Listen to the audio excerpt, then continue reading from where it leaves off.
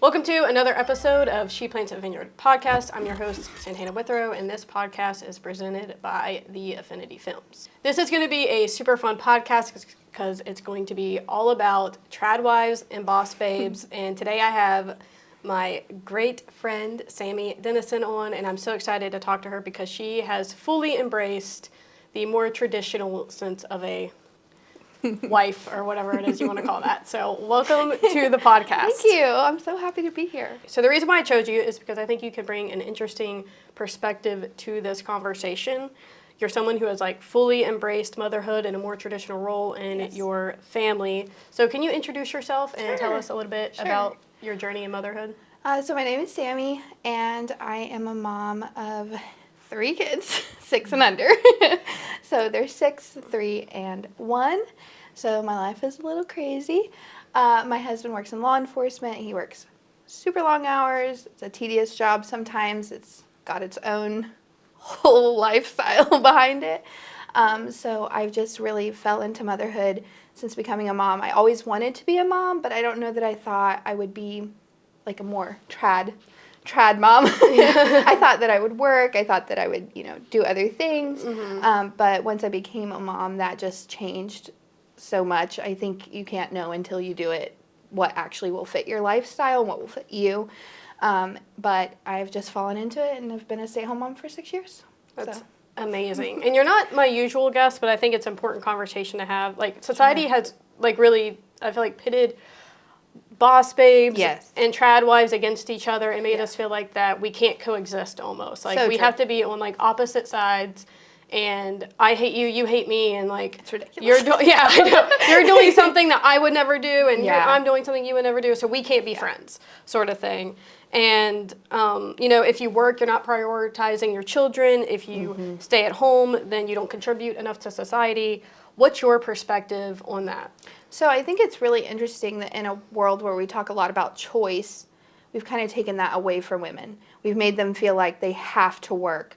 It's not even an option to stay at home because financially you should be contributing to your household. We also live in a really consumerist society, so that makes you feel like you have to keep up with the Joneses kind of thing. And so if you're not contributing to your household financially, you can't do that. Yeah. And so they're like, you should definitely work while being a mom. And I think that choice being taken away, or making women feel like that choice is being taken away, has caused a lot of bad feelings in motherhood, and creates kind of a really sad, it can create a sad mental health journey. But I also think that a lot of people assume that because I stay at home, we make a lot of money. Yeah. We do not. In fact, we sacrifice a lot financially for me to be able to stay at home. But I think that it's really sad that we've created this divide between women, because you're the CEO of your company and I'm the CEO of my home.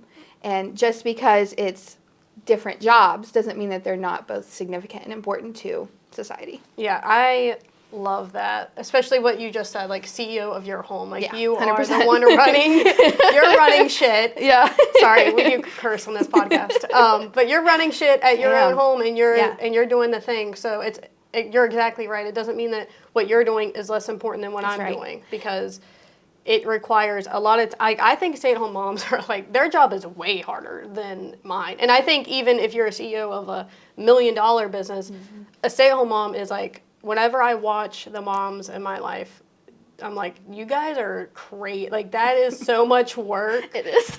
And it's a 24/7 job. It does not stop. No. And I think typically trad wives usually either have spouses or partners that are in law enforcement, they're in, or first responders, firefighters, those types of jobs, or they're blue collar. Yeah. So typically they're gone, most of the time. To be able to afford to have a person at home requires a lot of work on your partner's part. And you're both working equally hard for your family. And sometimes that can get lost, when you're the one home all the time, changing all the diapers, settling all the arguments, all of that. It can feel like it's just you on an island. But I remind myself often, my husband also is the one making this possible. He's making it possible for me to be at home, and he's kind of protecting that for me. And I think it's unfortunate that in the professional world, if you have a gap in your resume and you've taken 6 years, 10 years, whatever, to be home with your family, that's almost looked at as a negative instead of, like, wow, you were just running everywhere. You're like, wow, you were like doing a lot of stuff in that 10 years, you know? So I think that does kind of suck, because a lot of women do, once their children go to school, they return back to a professional life. So I wish that there was a little bit more acceptance or encouragement for moms to return back and not feel so estranged because of that work gap. Yeah, and in terms of like what someone would look for in a person for a job would be organization, responsibility, right? Time management. Yeah, and it's like you stay-at-home moms are probably doing that better than most people. Yeah. So it's just, you just have, I mean, it's a consistency thing. You're doing it every single day, day in and day out, and maybe for a less type A mom, I'm very type A. So far, sometimes maybe it's a bad thing, but I live a very structured life in my home. And so returning back to professional world wouldn't necessarily be so far out there, you know, because I just have kept up with that in my daily life. Yeah. From my perspective, I feel like that if I go into a society where it's mainly traditional wives or stay-at-home moms, that it's almost like if you don't have children as a woman, then you are not accepted almost in that world. But for me, and it's almost like they expect you to not like them, like they almost feel like there's a prejudice against them for having children, and then vice versa. So then it kind of creates this weird thing. And I have like friends that will apologize to me and be like, "Oh, I'm sorry I had to bring my kid," and I'm like, "It's literally fine." It's fine, because for me, I wanted children. It wasn't something that I didn't like say, "Oh, I'm not going to have children. I'm just going to have a career." Right. That wasn't really my choice to fully do that. But you know, it just happened that way. And sometimes I get like really emotional about it, like not having children, because since I was little, I wanted to be a wife. I wanted to have the white picket fence. I wanted to have the family, you know, that I think a lot of women dream of having. And, you know, I really have struggled with that. And it's okay. I had a hard time even with my faith. When I go into those types of cultures, it's like, especially in church, it's almost expected that you are that person. And so I was like, can I even like be a Christian? Can I even like, am I going to be accepted in church? Like, I don't know if I like fit. If you don't have that traditional role. Yeah, if I don't fit into this box, like, can I still call myself a Christian? Right. And as I was like reading and studying for myself, I started reading Proverbs 31, which is why this is called She Plants a Vineyard. And like she was a boss. Yeah, she was a boss. Outside of her home. Yeah, outside of her home, yes, but also outside of it, she was a boss. Yes, and when I read that, I was like, I literally got chills. I was like, everything I've been told is a lie. Because they use Proverbs 31 as a weapon. Yes, they absolutely to force women into. Absolutely do. So it's like, so when I read that, I really felt like God was telling me, like, hey, like, you're okay. It's okay. Yeah, you're okay where you're at, and it's not your time yet. Yeah.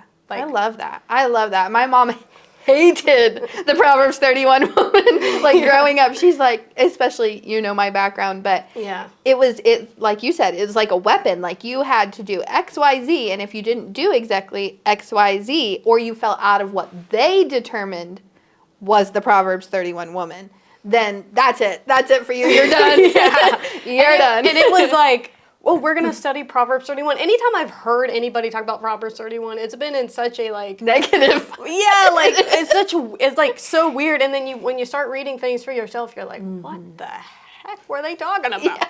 Like, how did they get that from this? Yeah. It's true. I feel like I have, like, a different purpose now, and it's not, like, a better purpose. No. But it's just different. There was a couple years where, like, I did try to have children with my ex-husband, and it didn't happen. And I feel like when people, like, have asked me, like, oh, aren't you glad you didn't have children with him? I'm like, not necessarily.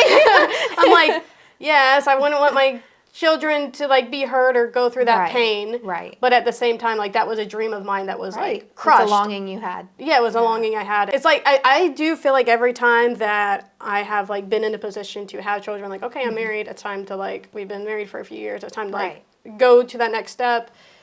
For whatever reason doesn't work out, and then even being single, like maybe fostering, like things changed for me like recently to where like I literally filled out a form to foster, and then like 3 weeks later I got like my work situation completely changed. So then I had to like I was like okay, like I have to like fix this before I can do that. It's just redirection, apparently, from from God or the universe or whatever you believe in. Yeah. It's like a redirection. And it was. I think that's true for a lot of women. I think that we're taught so much. You grow up, you get married, you have babies. Like, it has to happen like that. Yeah. And that's not true for everyone. Some people have babies as teenagers. Some people can't have children at all. Some people, it's a different phase of their life than they expected. Yeah. But I think that you're contributing so much to your community and just to those around you. Yeah. As you are, that anything outside of that is a bonus. I really appreciate if you become a mom, if that's in the cards for you, you're going to be a phenomenal mom because you're a phenomenal person. You're so good at what you do. You're good professionally. You're so good with your friends, the way you support your friends, especially friends with kids. Like you're saying, like you are fulfilled in other capacities. And I wish that we talked about that more as a society, because they do make you believe that the only way to be fulfilled as a woman is to have children. And that's just not true. It is very fulfilling, and it's maybe the most important work you'll ever do. But it's not the only thing you can do with your life. Yeah. And we've somehow, even in our modern society, we've somehow lost that. We still have taught women that, hey, this is it. This is what you've got to do with your life. Yeah. And it's a beautiful and admirable thing, but that doesn't mean it's for everyone or that it's in everyone's cards. Life just happens how it happens, and it doesn't mean that you're worth less if you don't have children. Yeah. And I do, like, with my faith, as I, like, returned back to it, I kind of went, you know what, if, like, I felt God telling me, like, if you had children right now, you would not have the time to do the work that you're doing. That's right. 100%. 100%. Which is uplifting other women yes. and trying to support other women yes. and even, like, running my business in terms of, like, trying to help other women with their businesses. And right, help them grow. I really, like, one of my passions is helping, like, stay-at-home moms build their side business. That is something, like, I want to build a nonprofit that, like, focuses on that. That is so cool. That is so cool. So, like, I you know, that, for me, like, my journey was, like kind of going away from religion and then coming back to it and, like, redefining it for myself. Yeah, and saying, you know, God has put me in this purpose because, like, he has not allowed certain things to happen or certain things to happen in my life. He knows the perfect plan for you. Yeah, and he, like, put me on a path of, like, this is what I need out of you right now, and we'll get to the other stuff later, because I need you to put your time and effort into other people. For this season. For this season, so. Love that. And I think that one of the biggest misconceptions, at least for career-focused women, is that we don't want to have children, or we dislike women that have children, or we, like, hate the trad wife lifestyle. What do you feel like is the biggest misconception about stay-at-home moms? Ooh, I think that there's a few I could go on, but I think the biggest one is just that it's not a full-time job. Like, because you don't bring in an income, because you don't have a dollar amount attached to what you do, then what you do is not important. And I kind of hate that about our society in general, not just with moms, not just with women. If you don't earn a certain amount, then what your work is less than, or is useless. Yeah, and I think something that we can talk, I know this is about women right here, but men are expected, I think, in society a lot of times, that they have to earn a certain amount. Yes. And it's like very important. They almost kind of go into this, well, if I'm not providing, then I'm not worth it. Then I'm not worth anything. Absolutely. I think even my husband sometimes, with his job, as important as it is and as difficult as it is, law enforcement doesn't have a lot of money. In general. It just doesn't. It doesn't provide a lot. And there are areas where it's better than others. But sometimes I can see him feeling that pull, like maybe you should leave this and do something that pays more. Maybe you should find a better career, Yeah. And for him, he just loves his job and he feels like what he does makes a difference. And I feel that way too.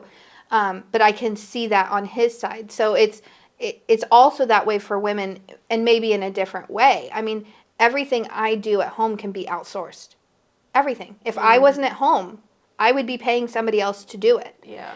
Like I told you, I clean on the side. Like I clean for working moms because they simply do not have the capacity to do it all. So when it comes to careers, okay, first of all, I need to ask you something. Okay.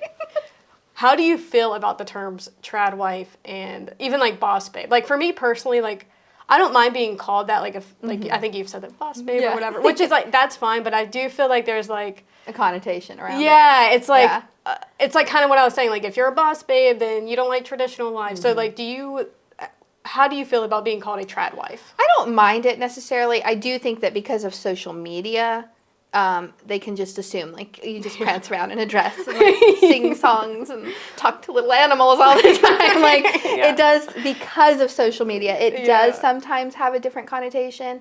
But I don't necessarily mind it. I am in a traditional role. Yeah. I am a traditional stay-at-home mom, traditional wife, you know. So it doesn't necessarily bother me. I do think some people don't actually understand what it means or all the work that goes into that. Similar with boss babe, it's like, oh, she's just great at what she does. It all comes easily to her, and that's not true. Yeah. It's hours and hours of work and blood and sweat and tears, and sometimes that can take away from that a little bit. Yeah. The terms, the meaning of it. Yeah, it can take away from all that actually goes into those terms, but I don't necessarily feel like it's... Feel one way or the other. Yeah. I don't get offended if somebody's like, oh, you're a trad wife. Yeah, I'm like, I am. That's true. That's how I feel, too, about, like, I'm like, I don't get offended by it, but it's like, yeah, like what you said, like, people don't fully understand. Sometimes may feel like it diminishes what you do behind the scenes. Or people might have, like, like, if they say it in a negative way, like, oh, she's a trad wife. Yeah. Now that might offend me a little more. I'm like,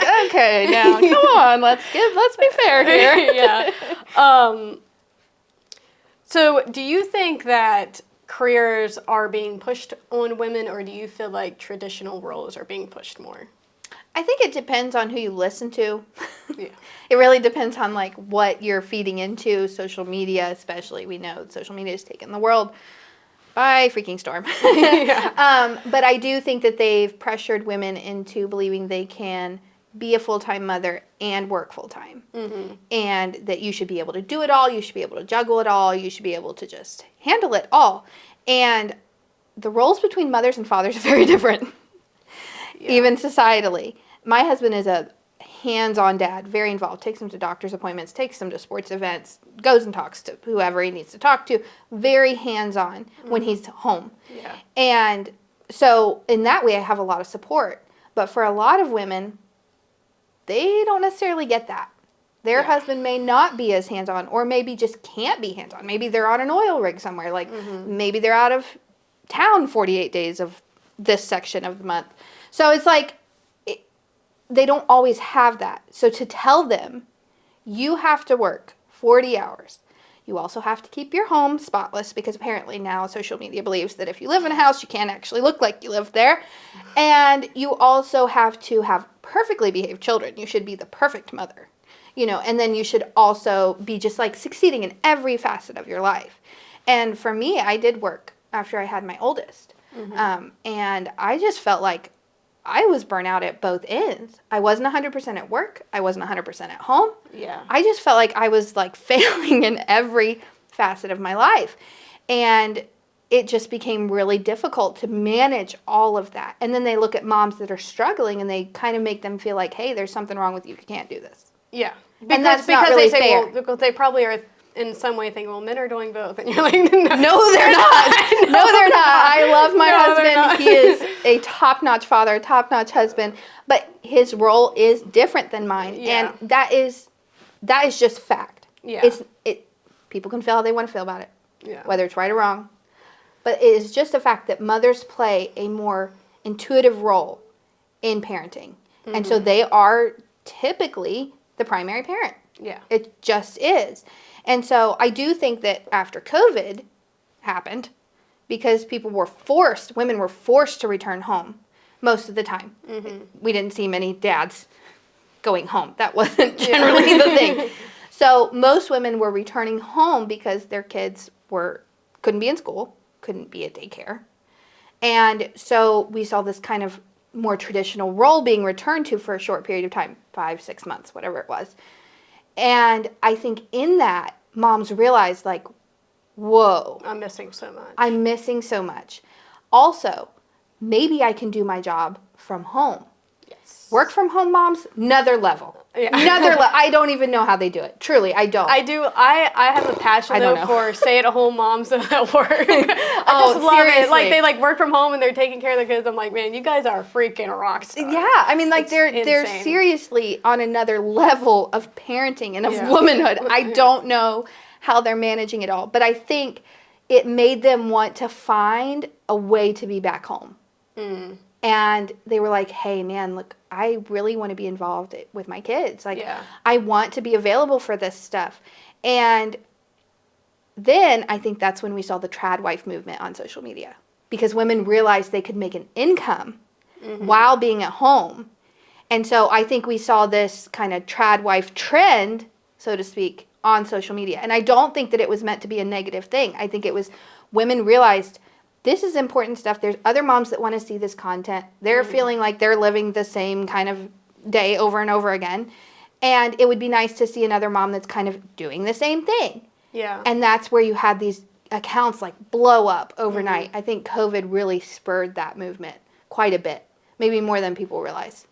I think it's something that you said earlier with your spiel is that you can't be like if you're at work, you're 50% there and 50% at home, and it's hard to split that time. There was a clip from the Call Her Daddy episode with Ellen Pompey, and she said the exact same thing that you're saying. She was like, when I was working, it was like so difficult for me to have your head in the game. Yeah, like be at work and be 100% at work because she's like worried about her kids, and then when she's with her kids, like worried about what's going on at work. Yeah. And that's exactly why I just said, like, if I was trying to do both, like raise kids and do what I'm doing right now, it would be incredibly difficult and hard. Would be like split like that for sure. And even if you have like a village, even if you have people like one of my sister-in-laws, she works, her husband works, and the grandparents keep the kids.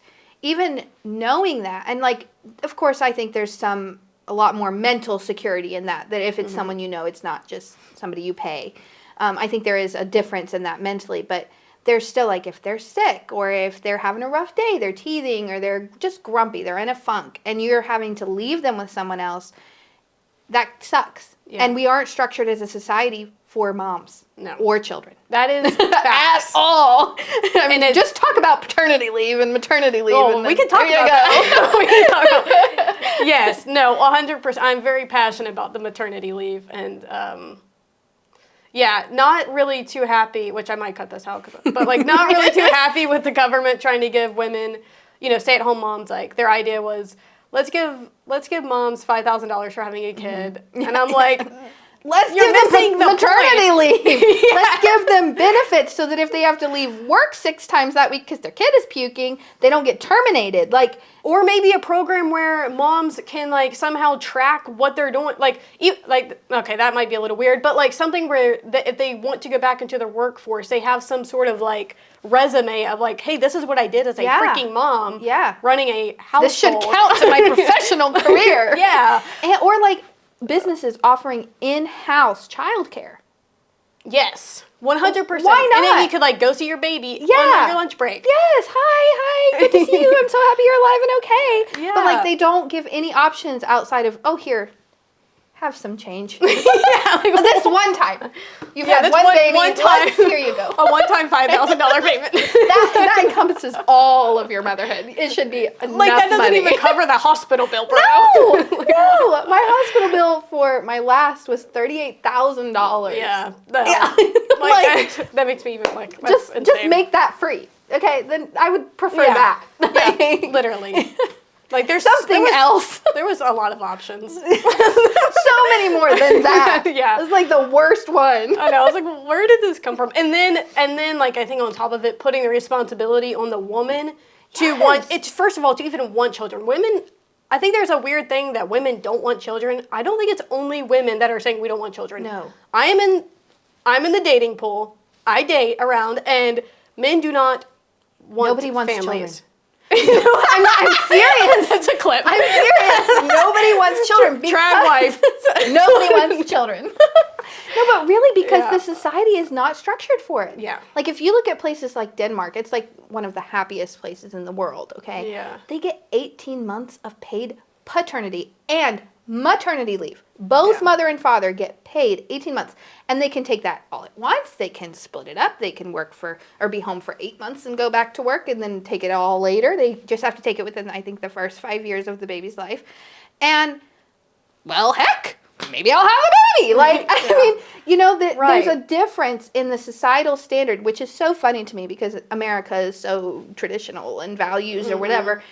And yet we're not structured for families at all. We are not wanting people to make babies. We're not encouraging them to make babies. No. And that is really sad to me. Yeah. Because a lot of people do truly want children, but they don't see how they can do it financially. They don't see how they can do it in any capacity because there's no longer a village setting. I mean, we were never even meant to parent the way we do now. Traditionally, women had other women. They were surrounded by other women in this setting to raise babies together. It was a village accomplishment. It was not just all on mom or all on dad or single parents. I don't even know. Single parent, and they have to work. And they have to. There's no other choice. A single parent can't not work. No, you have to. And so it's like you're giving people impossibilities that seem unsurmountable. So why do you think they would want to bring children into the world? Sorry, but that's true. Yeah. It's facts. Yeah, there's not much incentive to have children right now. No. And it's even less incentive, especially like when you are dating, if you're like meeting people that they don't want families, they don't want children, they enjoy being single. Yeah. And they want to That was like the first question my husband and I tackled on our first date. I'm not kidding. He was like, you want to go out? And I was like, sure, okay. So we meet up, we go, and he's like, so I want kids. How do you feel about that? And I was like, I also want kids. Because we both knew at the time we started dating, we were dating for long term. And we were not going to start a relationship with somebody that didn't. Children is something you cannot disagree on. Yeah. You either both have to want them or both not want to have them. Like that's something you have to agree on. Yeah. To some degree. Now maybe that changes throughout your relationship and you address that then. But it's something that generally one of you can't want them and the other one doesn't. Yeah. Well, and it's because I feel like a lot of the guys that I have we will have those discussions because it's an important discussion for me. And they'll be like, yeah, I want kids. And then 3 or 4 months out, I'm like, you might think you want kids, but you can't even get off your computer to wash a dish. And that's the other thing is it's like, this is something that's really important to me as a mom of 2 boys. I am not raising them to be men. I am. But I'm raising them to be future fathers, husbands, uncles. I'm not just raising them to be a man. Yeah. Because a man just does whatever they want to do. They're a little selfish. They're a little, one-track mind. Yeah. And we can all be that way. I'm just saying, when you raise boys to just be men, there's a problem with that, I think. And that's why we have this disconnect between mothers and fathers and a mother's role in the home and a father's role in the home. Yeah. That's why most of the role falls to mom a lot of times just because they don't even know. They don't even know how to be that way. Like, one thing I really want to implement with my boys, they don't know it yet, but we're going to do husband boot camp. Oh. And probably 12, if you guys want to send your kids, Samie is now hosting. Yes, I'm now hosting. I will be here, available. But we're going to do husband boot camp. And one thing my mom taught me when I learned to clean the bathroom was how to properly clean a bathroom. Mm-hmm. You don't just run a dust cloth over the sink and then you're done. Yeah. No. We are going to learn to properly clean a bathroom from top to bottom. We're going to learn how to cook a meal from start to finish. Go and buy all the ingredients without calling someone to ask, what ingredients are in this dish that I'm making for you? No. We're going to go to the store. What brand did you want for tomatoes? Just make a tomato. It's not that complicated. So these are important things for boys to learn. And I think that's why that's another reason why women don't want to have children. because they know they're going to be doing it on their own. And that's so daunting. That's so a daunting. Big thing. Like, because I do want children, but I will not have children with someone who is not willing to do 50%. Because, like, I'm not going to stop my career, and I want to be able to do both. And, like, I have a very flexible schedule. I can 100% would be able to stay home with my children if I needed to, if they were, like, sick or whatever, and, like, have that flexibility. But I also need a partner that's going to be 50%, like, if I have a meeting at 5 o'clock, like, you got to pick up the kids from school. Right. That's right. And if you are unwilling to do that, we got a problem. Yeah. And like, honestly, my husband and I had to have these conversations. Yeah. And they were hard conversations. And there was times, because with my first, I really had that, because of the way I was raised very traditionally. I thought, like, it's all your job. You have to do it all. Yeah. And my husband, I don't think he was intentionally doing it. He was just kind of oblivious to it. Just like, he's working, he's providing financially, so that's where his role ends, kind of a situation. And we've come a long way in our marriage and had to have a lot of hard conversations about what the expectations are, what role should you be filling, how should this look in everyday life? Because again, and this is where I think we can be a little petty as women, is if a man doesn't know, he deserves to be taught.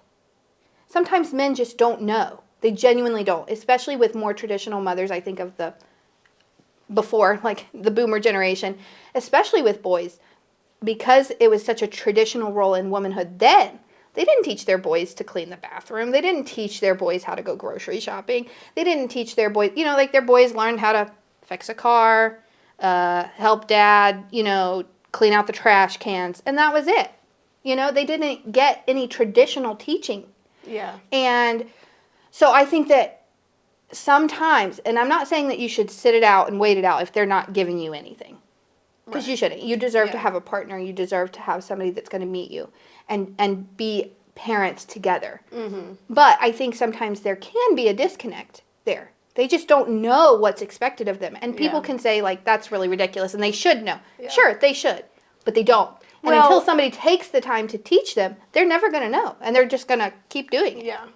And I also think that, like, our generation now is a lot more modern, like me and yours, so we're expecting more. Right. And their moms did not expect that out of them whenever, because it was just a different time. Right. And especially, we live in you live in Ohio, but it's like pretty much the same. The culture is very I just read an article that West Virginia is the worst place to raise children.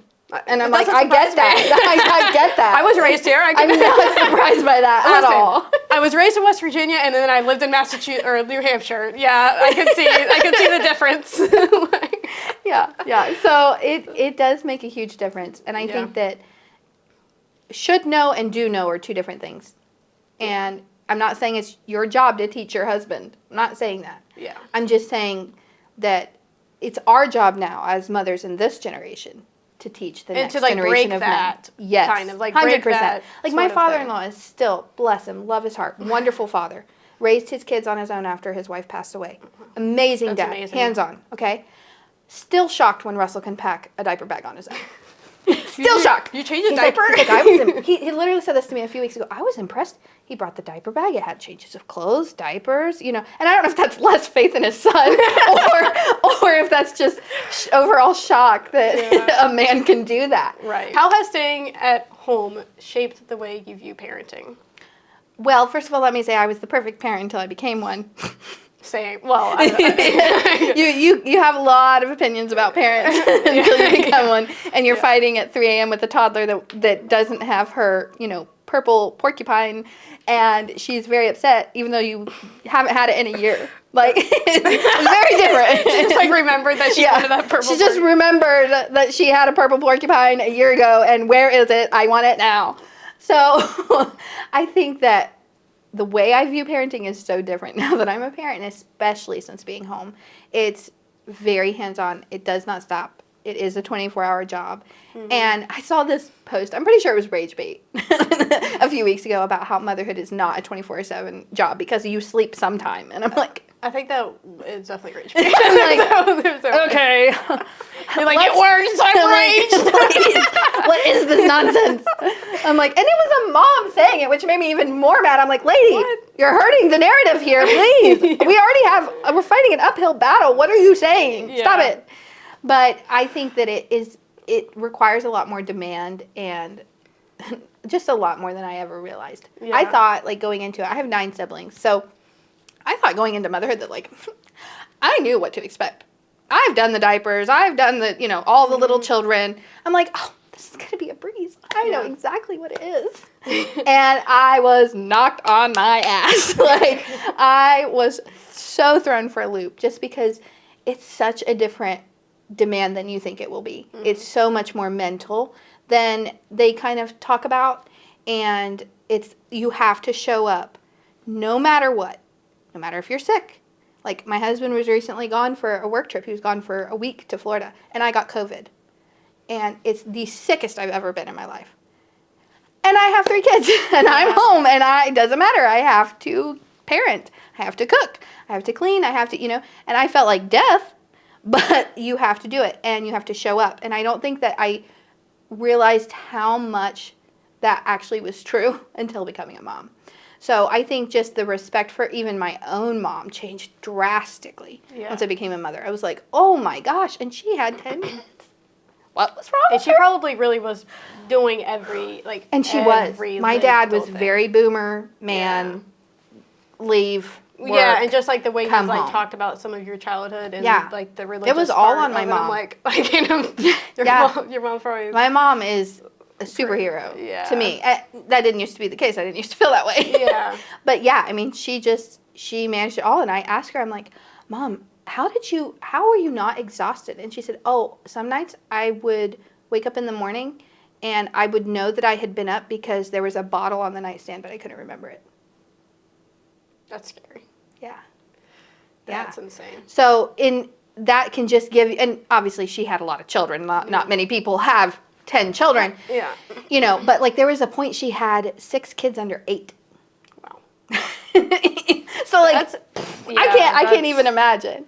So I think just my own respect for mothers in general has changed drastically. Mm-hmm. And my judgment has gone way down because you don't know what somebody's dealing with. You don't know, maybe they're taking care of an ailing parent. Maybe they're a single parent. Mm-hmm.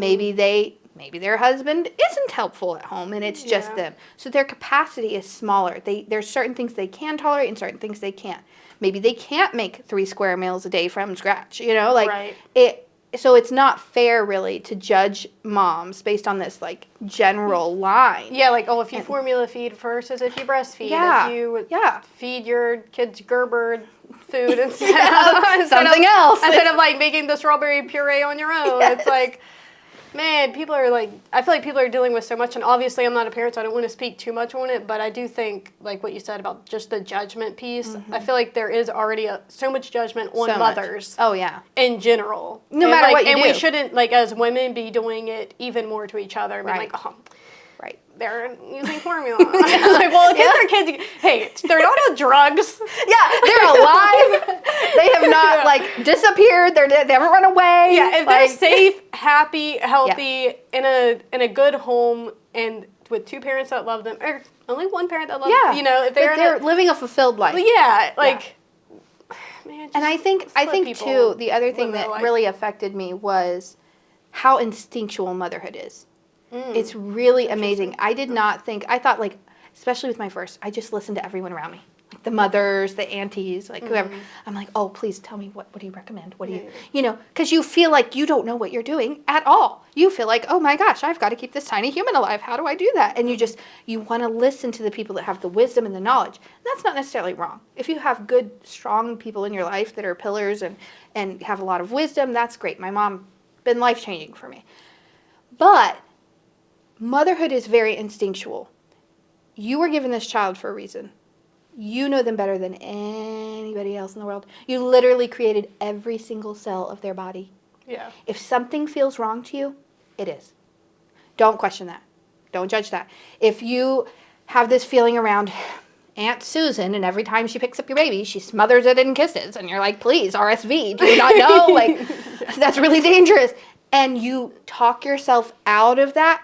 Oh, hey, it's not that big of a deal. She's old. It's kind of what they do. No. Trust yourself. Believe in yourself that, hey, this feels wrong to me.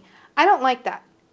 you are allowed to have that opinion. You're allowed to feel that way. And you should trust that, because I think motherhood is divine. It is a divine experience. And your children are not an accident. Yeah. And it's not an accident that they were given to you. Now, some parents fuck that up real good. Yeah. But if you are truly a mother that cares and you're really trying to do your best, your intuition, your mind, your body knows what's best for your child. And we've kind of given up on that. We like, the doctors know better. Yeah. Aunt so-and-so knows better. Right. The guy down the road knows better. The school knows better. And that's just not actually true. Mm-hmm. I don't have much to say on that because I'm not a parent, but I believe you. Yeah. I'm just gonna trust you know what you're talking about. I mean, I just didn't. I just never even thought of it. Yeah, like, I think just thought it makes sense. I thought it was the wisdom of the people around you pouring into your child, and it can be. Right. But it also, how did mothers mother before all of this information? Their instincts. Their instincts. Yeah. And that is for thousands, millions, whatever you want to believe in, years. That is how mothering happened. And everyone trusted the mother to do it. Mm-hmm. And to do it well. Except in some cases, you know. Everyone's like, oh, okay, maybe we need to intervene here. But for the most part, mothers were left to mother and trusted to mother. Right. And I think that we've kind of lost that in society. And so new moms go in and there's all this anxiety and fear and just like, oh my gosh, what do? I don't know the right answer. And now 3 kids in, I lean much more into that. Like, oh, okay. Yeah, it stinks. Yeah, this is okay. Like, I know, my body, my mind will tell me if something is wrong. And until it does, I need to just follow the path I'm on, or, you know, whatever. Yeah, it's very interesting, like how, I think just women's, like, our gut and our instincts are, like, so very strong. I mean, I think it's because we are, don't come for me. I'm coming for you. Don't come for me, all the feminists in the world. But we are the weaker sex in that physically, we are at risk, right? So I would say physically, yes. Emotionally, we are much stronger. 100%. Yeah, but just practically, physically, we are in much more danger than a man. Yeah, I mean, so we're constantly thinking about what's the danger. Yes. Yeah, and that makes sense. Because up until modern world, women might not have been able to protect themselves in certain ways. Yeah. You had to rely on those instincts to keep you safe. Mm-hmm. And I think that's so much of parenting. Yeah. You know what's so interesting as a so-called feminist, I guess. I didn't know how to word that. I guess I'm a feminist to some degree. I just mean, I don't want women coming for me. I don't mean it in a negative way. Oh, no, you're fine. But, like, as, like, someone who, like, I do kind of claim the feminist thing is that's, like, the one thing I'm always worried about is protection. Mm-hmm. Physical safety. But it's, like, my physical safety, I'm always, like, it's the only thing that I have ever worried about that I'm, like, I can't do that myself. Right. It's, like, literally the only thing. You need tools, a lot of them, to help you be safe. Like, I can't like, move a piece of furniture sometimes on my own, and it drives me insane. Right. Right, it sucks. I'm like, it's not great, but I don't want to have to ask a man to help me. Well, and it's like my husband, like, and of course, you've seen Russell. He's got a, like, don't fuck with me face. Like, nobody's got to fuck with him anyway, just because of the way he carries himself. Yeah. But, like, when I go to the grocery store, I park in the parking spot right next to the cart return because I don't want to have to leave the children to go take my cart back, but I also want to be a good citizen and take my cart back. I hate those people who don't put their cart back. But, like, also at the same time, if I can't get near a cart place, I'm not going to leave my children to take the cart back. So, you know, but I think of those things, park under the spot, like the street light, like those types of things. My husband doesn't have to think about that. Nope. What a luxury. They don't. What a luxury. And that's great for them. Yeah. But, like, sometimes they forget about that, and they're like, oh, that's why you want to park there. And I'm like, yeah, because I'm by myself, and I have 3 children, and I can't just be vulnerable like that. I'm not going to put myself into bad situations. And that's, like, a good point on the instinct thing, because I don't even think about that. Oh, I took a self-defense class, and this lady was like, she was, like, telling us, she's like, don't do this. Don't leave your car on it. Check your car before you get in. Yeah, she was, like, telling me, I'm like, I don't do any of it. Like, no! Your survival instincts are not good. I'm like, I don't know how I haven't been kidnapped. She was, like, talking about the airport. And I'm like, I do all these things wrong at the Like, I'm not doing. You're not afraid of anything. You're like, yeah, it's fine. It's fine. I've survived this long. Well, that's like I am so grateful when somebody takes my cart. They're like, you want me to take that for you? I'm like, so thank you so much, because I don't have to. I'm going to start doing It's a mental, like, checklist thing I don't have to do. That's so sweet. You know? Or, like, if I'm in the grocery store and I notice that a guy is following me around. Does that happen? It's happened before. I even had this, my little girl, she's so cute, you know. Oh, she wants to talk to everybody. Oh, she's so funny. Hello. So sweet. And people are generally very nice. Yeah. And old people especially just love kids. Totally fine. Come chat with me. No problem. Okay? But this one guy comes up and he's like, want to go home with me, little girl? And I was like, please get away. And if he had followed me, I would have 100% told the store. I would have been like, okay, somebody needs to walk me to my vehicle. That is crazy. It freaked me out so bad. My God. I would not leave my house. Did you, like, leave your house? I did it for a few days. I was like, okay, we're just going to stay home for a little bit. Like, but I mean, there's things like that are on the mental load of a mom. Yeah. That other people, especially after that happens, you're probably like... No, but I mean, I've always been a little paranoid with my kids. I mean, I'm not going to lie. I'm a little bit... My mom, she says I'm not a helicopter parent. I'm a drone parent. That's what she calls me. Okay. And it's true. I'm not going to lie. I'm a little over the top sometimes. That's okay. But, but yeah, there's a lot of things like that come into the role of parenting that you don't even know before you have kids. Yeah. You don't even think about it. Right. Because why would you? Yeah. Because it's just you. Yeah, like, you're only like, taking care of yourself. You're only responsible for yourself. Yeah. I do kind of get like that, probably not as intense because I don't have that instinct, but when I'm like with my nieces or... Oh, sure. Yeah. Like, stuff like that. It changes. Like, you're more aware. You're like, hey, let's pay attention. Let's be careful. Especially like now that one of my nieces is like a teenager and she's like starting to blossom a little bit. Yeah. And, you're like, oh, okay. We're at like Kings Island and there's a bunch of guys like yelling at both of my nieces. Oh. And I like... That's so gross. And my sister was not around, and I like freaked the F out. Yeah. I like started screaming at them. I was like, they're like, so what's her name? Where did that come from? Like, listen, we gotta be safe. Yeah, no one's going to touch you. And I said, we're leaving. Let's leave. We're not riding this ride anymore. But I also want to encourage moms to not let that keep you from doing things. Yeah. I go to the zoo by myself with my kids. I go to the park by myself with my kids. Now, a little less right now because my youngest is like, has no fear of danger at all whatsoever and will just yeet himself off the playset. So that's a little more scary, so I don't do that as much. But I mean, you are capable of taking care of your family. Yeah. You are. And there's always going to be danger as long as you're alive. Mm-hmm. There was always a risk to everything you do, whether you have children or not. But don't let that keep you from fun and from joy and from life and living that life fully. Yeah. So the next question really plays into what you just said is like, how can a stay-at-home parent have a good positive experience? Oh, I have so many things I could say. Number one would be find another mom that has kids the same age as you.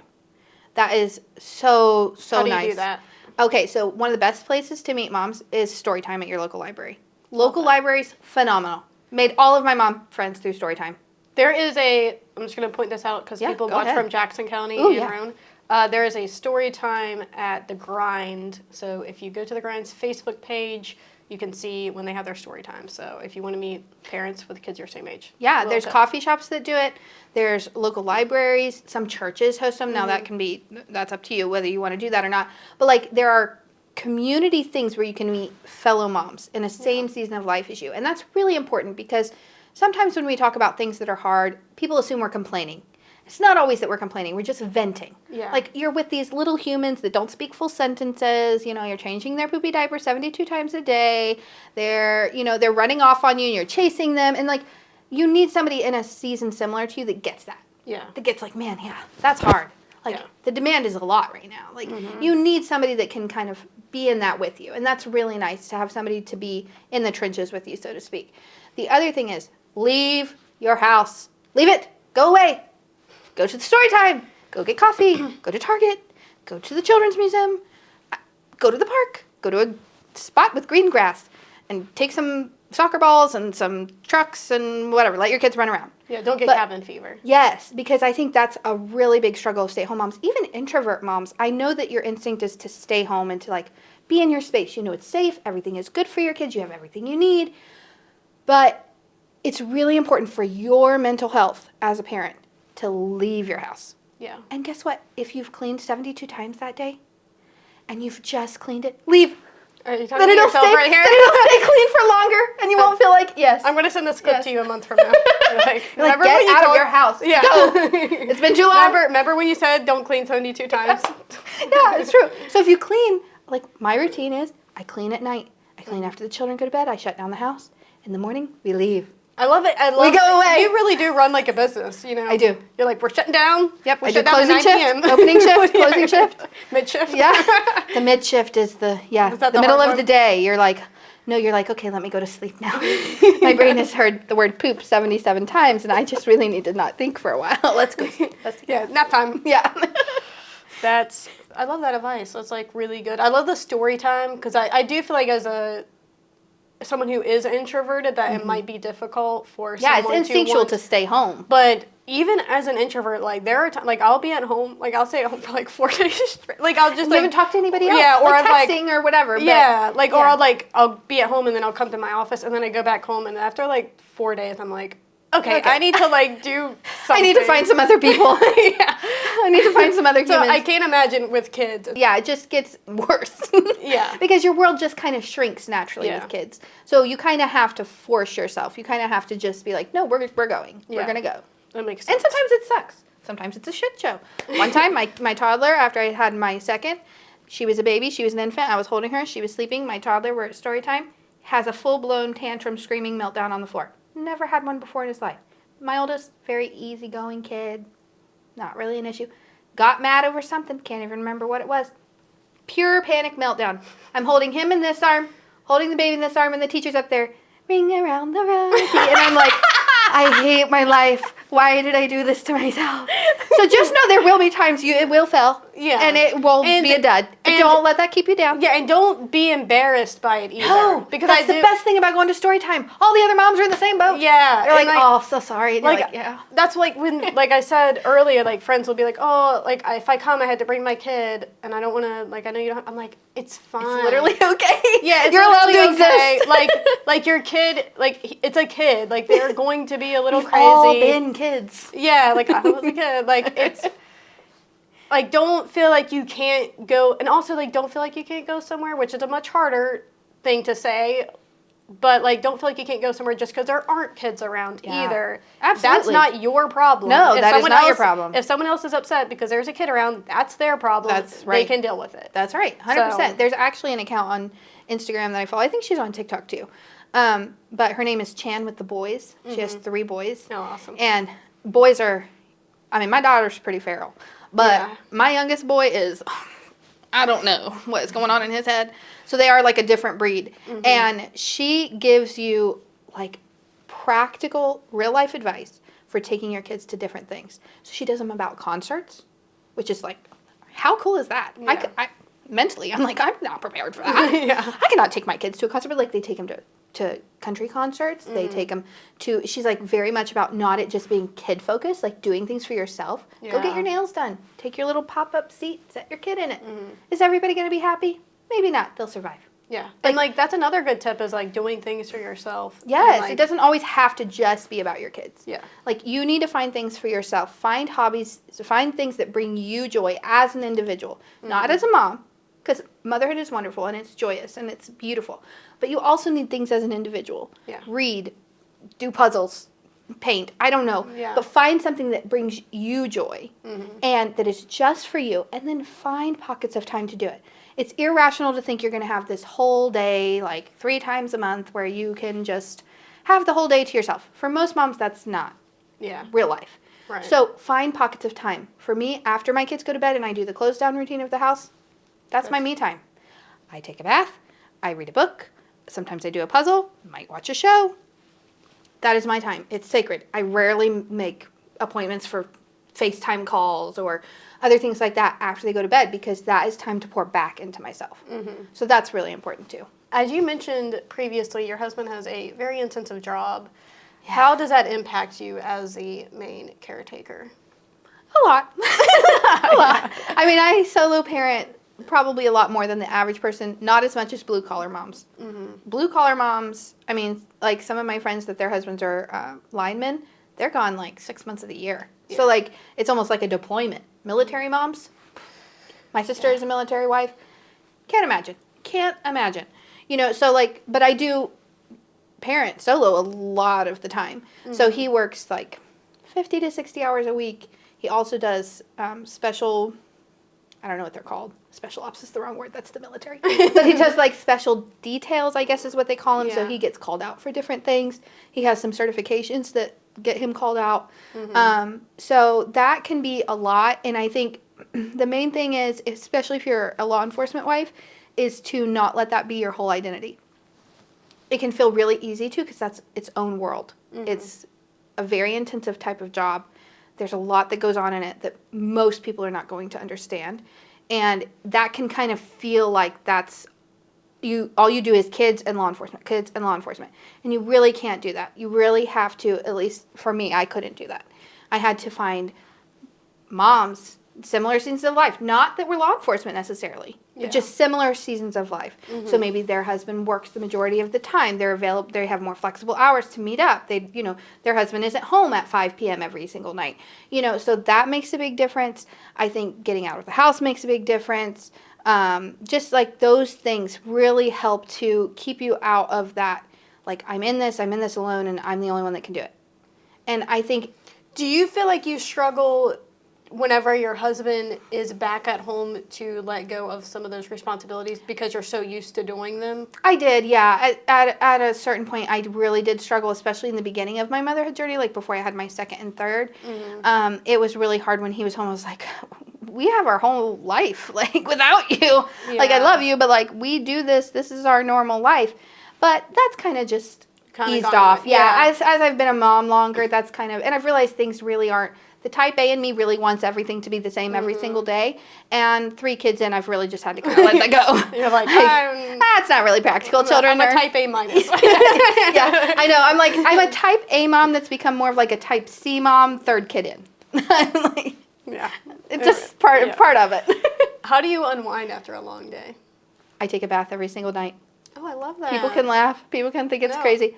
Bath every single night. Boiling hot water does wonders for your soul. As hot as it will go. Men will never understand the boiling hot water. They're like, Russell's like, what is wrong with you? And I'm like, please, it's taking away the day. Yeah. It's wonderful. But I've recently done an unintentional social media detox. I just was gone for a little bit. Mm-hmm. I went and visited my sister. And when I'm with my sisters, I'm just not on my phone as much. Yeah. And since I've been back, I've just kind of stuck with it for a little bit to see how it affects my life. But I'm an avid reader. So I take my Kindle in, just lay in the bath, the hot water, take the baby monitor, hope no one cries, and read my book. And just like kind of let the day melt away. That's my favorite way to unwind. I love that. I love a good bath. Oh, yes. What's the most rewarding part of your day, like when you're with your children? I think this can be a hard question for stay-at-home moms to answer, because a lot of people are like, so what'd you do today? And you're like, do I really want to answer that real life, or do I want to answer that the way they think that I'm going to answer it? Yeah. But it's very cyclical being a mom. You're doing the same tasks every single day. You're doing dishes, you're making food, you're doing laundry, you're sweeping the floor, and you do those like maybe 10 times a day. Yeah. Like that's just part of keeping up with your children. And so I think sometimes moms, when you ask them that, they're like deer in the headlights, like, actually, what is the best part of my day? But for me, it's any one-on-one time with my kids. It's like making pizza dough with my son, my oldest. He loves to make pizza dough. So if we have pizza like once a week, usually homemade. And so he'll come and make pizza dough with me. Or when I'm sitting with my daughter and reading a book and she kisses my cheek, or maybe she's not, maybe she's crying, but we're sitting together. Yeah. And like when my youngest, he's still a baby, he's 18 months old.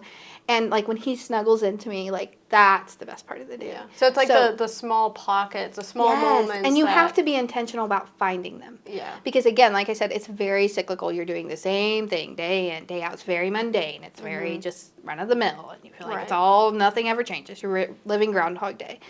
But when you get intentional about those little pockets of time, it really makes a big difference in how you feel about motherhood. And, like, one of my favorite things that we've done in the last couple weeks is I gave them a pail of water and those little, like, sponge paintbrush things. Mm-hmm. And they went outside and painted the deck for, like, an hour. And they were so happy doing it. Like, they were just sitting there all with their little pail of water. And, like, and I was just like, see, this is why I'm a mom. Yeah. Like, it's just these little things. It's like, not necessarily life-changing. It might not matter to anybody else, but like to see them content, to see them safe, to see them happy, to see them fulfilled and playing together. Maybe not nicely all the time, but like playing together and just that family unit. Anytime we're doing things like that, or anytime we're as a family, that is just the most fulfilled. Like yesterday for Mother's Day, we went to the park, and then we came home. My husband made dinner, and the kids, we all sat around and chatted, and like, that's the best part. I love that. It's just that, what you think a family should be. That's those moments where you're like, I'm doing something right with my life. Yeah. You know? It makes all the challenging moments more worth it. Absolutely. And something I really encourage new parents to do is family dinner. And we do that every night. I'm like big on like that. Even like with my sister or whatever, like I love having just like dinner, like no phones, no distractions, like no TV. Catching up on your day, chatting about things. And I think as your children grow, you start to kind of lose that connection in it to some degree because they become more independent. They're able to brush their teeth on their own. They're able to get their own breakfast. So it can be easy as they get out of that baby toddler phase and kind of grow into children and then into teenagers to lose that connection. But if you do family dinner every single night, and they know every single night we're going to be together as a family, even when my husband isn't there. We all sit at the table together, turn on some music, light a candle, have dinner. And it's chaotic. They don't always sit at the table. They don't always listen. They don't always eat their food. They might throw it on the floor. But it's the practice of doing it. It's the rhythm of doing it. And my husband's family was very intentional about that as well. And we still have family dinner once a week. I love that. What is the most challenging part of your day? I think any parent would tell you 4 p.m. to bedtime is the hardest part of the day, and I'm solo parenting that every day. So that's the hardest part of the day. It's the most challenging. Everyone's tired. Everyone's hungry. Everyone's grumpy. They're bickering a lot more. So we have a very serious night routine. I'm pretty intentional about it 5 days a week. When my son is in school, the weekend we're a lot more flexible. We just kind of do whatever. And in summer we might be more flexible. We might meet up at the splash pad or go to the pool or so that's different. But in the school year we're very structured. Everybody comes home after we pick up my son. We do playtime for an hour. Then we start dinner prep. We do dinner, bath, bed, and we just do it. Routines are very important in my household. Maybe not for everyone, but for my household, we're very structured, and that helps me get through it because I'm like, okay, after this, everybody's feeling a little cranky. We're going to get in the bath. And water is great. Kids are cranky, outside bath. One or the other. Put them in water, get them outside. Changes their moods entirely. Kind of like a reset for their body. And so anytime we're having a real rough night, sometimes we'll skip bath and we'll just go outside. Everybody goes outside. Play set, whatever. Or if it's raining, we all have a bath. That's a little different now that my son's older. He doesn't take a bath with them. but the younger two, I'm like, okay, water, toys, play, okay, take a breath. And then my youngest got to keep him from drowning every 2 minutes. But they're in one spot. They're content with their water toys. They're having a good time, and everybody can just take a breath. And relax for a second. Yeah. I love that. So this is my favorite question to ask. Okay. Every person. What is your morning routine? Well, I would love to say that I'm a morning person. Yeah. I am not. I never have been. I would love to say I'm the 5 a.m. mom that gets up, goes for a jog, goes for a workout, comes home lovely, so happy to see her children. I do not. I literally lay there until the last moment and I peel my eyeballs open and I'm like, okay, it's time to start the day. I'm like, no, okay, let's put it off for just a little bit longer. Let me just stay here in my quiet little bubble and stay asleep. But part of that's probably because I have chronic insomnia and have my whole life, so I'm just like, no, please let me sleep. Yeah. But school time, very structured because we have to get out the door. Getting 3 children out the door is sometimes a real task. It was very daunting to me when my son was first in school. So everybody's up. We have breakfast. We get dressed. We pack lunch for school. But I typically try to get out of the house in the morning time because my husband's sleeping. So we will everybody has to be ready to be out and about.